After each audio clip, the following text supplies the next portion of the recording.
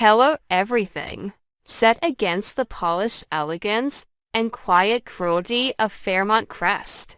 Thursday's Beyond the Gates setup places several pressure points on the verge of rupture at once.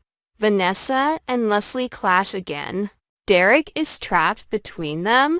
Joey reluctantly agrees to something he does not want to do. Chelsea and Madison notice a suspicious pair, and Randy pushes Haley back toward a darker path.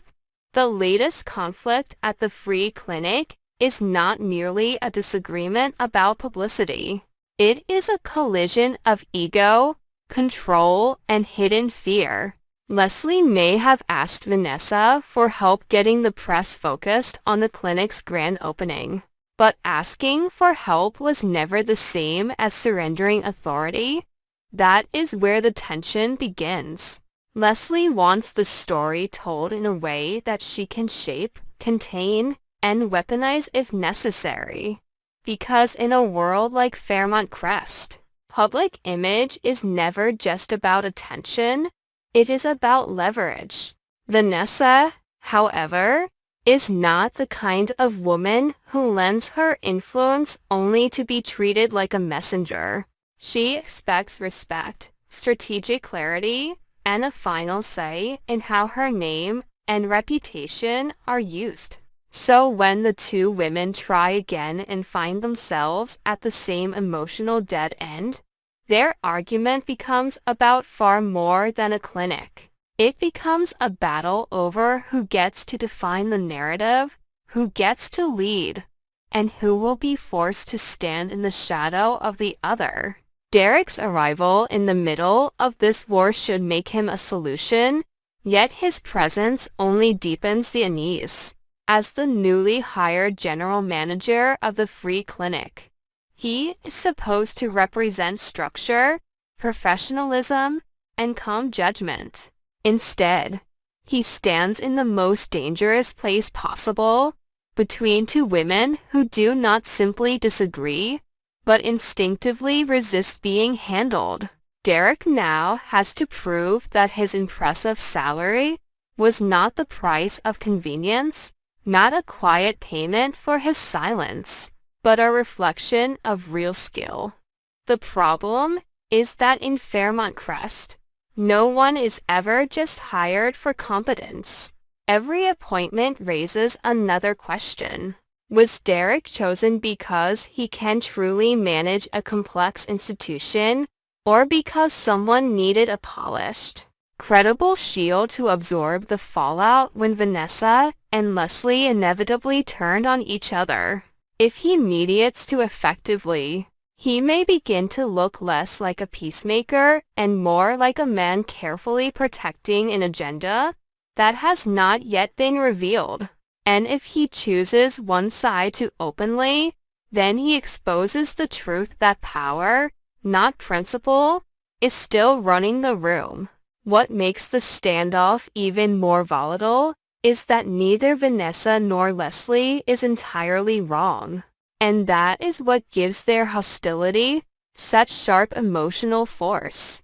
Vanessa sees disorder when Leslie improvises, and she recognizes how quickly chaos can sabotage a public event that is supposed to symbolize hope. Leslie, on the other hand, sees condescension whenever Vanessa tries to take control, and she likely fears that the clinic's something meant to carry social weight and moral significance could be absorbed into someone else's image. Campaign. Their repeated failures to work together suggest a deeper truth. The clinic has become a stage where old insecurities, social rivalry, and personal pride are all performing at once. If this opening collapses under the weight of their conflict, it will not just be an embarrassment. It will be proof that even charity in Fairmont Crest cannot escape vanity, suspicion, and the hunger to dominate. Elsewhere, Joey's reluctant agreement adds another layer of quiet manipulation to the same web. He agrees to do something he clearly does not want to do, And that reluctance matters because it reveals how much of his current behavior is being shaped by Vanessa's influence.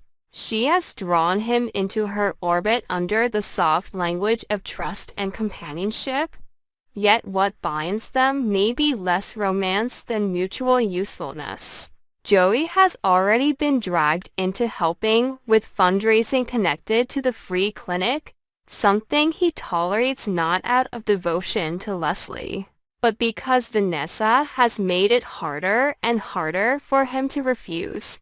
That is what makes his new concession so revealing. He may dislike being pulled into disorder, but he keeps stepping closer to it because Vanessa asks, and because refusing her may cost him something he does not want to lose. At the same time, there is a possibility that Joey is not as helpless as he appears. A man who agrees reluctantly can still be calculating. He may be letting Vanessa believe she is guiding him while he quietly measures what he can gain from her access, her needs, and the instability gathering around Leslie. In that kind of arrangement, help can become coercion, and affection can become camouflage. That uncertainty becomes even more unsettling when Leslie is placed back at the center of the arrangement. If Joey is helping because Vanessa pushed him into it, then Leslie may not be receiving support so much as being moved across the board by players with their own reasons for keeping her active, visible, and useful. The tragedy of Leslie's position is that a woman desperate to control her own message may actually be the one person with the least control over how she is being used. Every favor offered in her direction may come wrapped in conditions she cannot yet see. Every alliance may contain a silent price.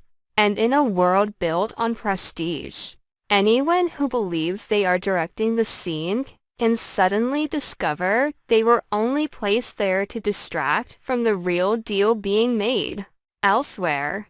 Meanwhile, the lighter curiosity of Chelsea and Madison quickly darkens into something more ominous when they spot a peculiar duo. Their attention is drawn not just because two people are standing together, but because something about the pairing feels wrong enough to disturb the surface rhythm of the day. In a place where everyone watches everyone, it takes more than simple gossip to spark real concern. Chelsea and Madison may begin as amused observers, but suspicion in Fairmont Crest rarely stays harmless for long. What they see could be a coincidence, a private meeting, or the first visible crack in a much larger secret.